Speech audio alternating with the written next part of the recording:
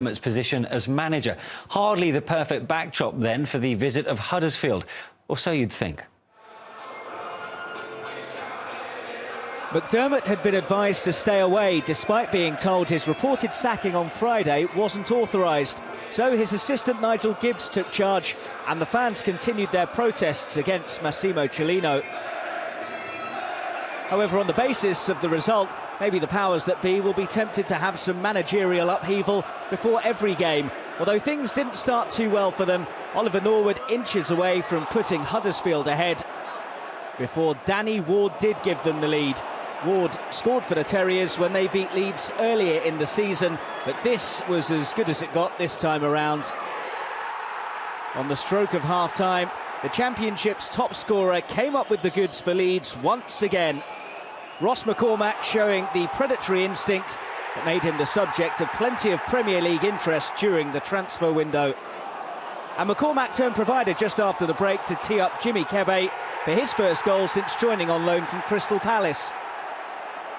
The turnaround in fortunes met by a reminder from the fans of who they want to see in charge. McCormack then took centre stage, scoring twice more in the space of just 11 minutes. First he converted Sam Byram's centre before making it 16 goals in his last 15 league appearances when he buried Cameron Stewart's cross.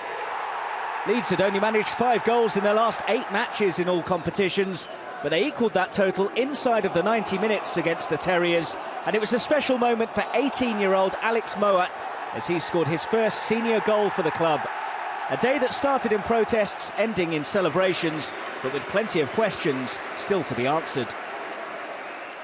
Yesterday wasn't nice, you know, what was happening at the club and all that. But as I said, you know, the most important thing is what happens on the pitch.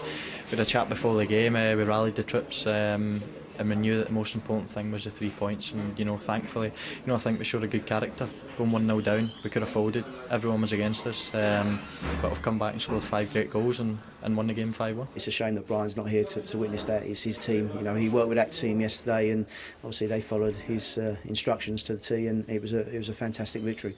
I'm led to believe we'll be back in the club on Monday as manager, and you know, he'll be welcomed back by me and by the squad. So after 24 hours of confusion and mayhem, it's basically as you were. But is it, Leroy? No, of course it isn't. You know, Brian was supposedly sacked by a lawyer acting for the potential owners, and obviously, you know, as we saw on the clip there, it wasn't authorised. But it's not, because what it's done in a funny way is unite everybody at the club and give everybody an understanding.